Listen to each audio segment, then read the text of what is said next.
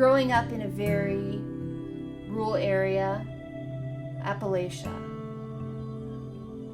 there were some very strong ideas. And those aren't necessarily bad, but I think we need to expand our horizons past that. I grew up in a town 12 or 14 miles from Marietta.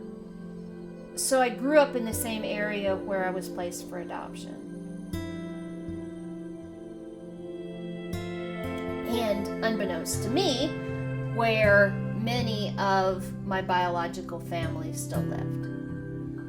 My adoptive parents would have preferred that I totally forgot the fact that I was adopted and grafted myself seamlessly into the family, and that didn't happen.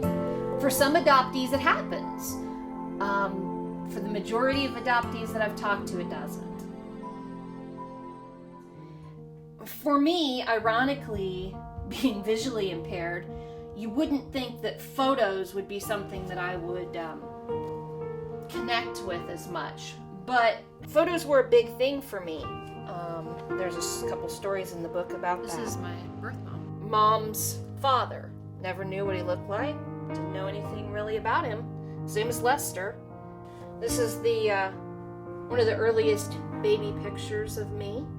Even probably more significant than that is on the back was my grandmother's handwriting that said, Vicki A. Baker. That label on the back of the picture was acknowledgement that I existed. And before I was a year old, there was no acknowledgement really that I existed. It was just, you came into your adoptive family and you had almost like you had no reality before that.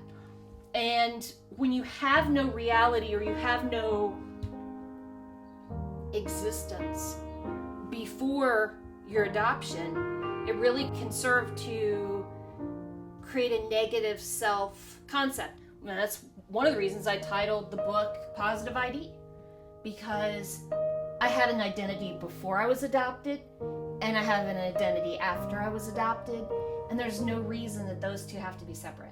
No reason whatsoever, because they all go to the whole, which is my story.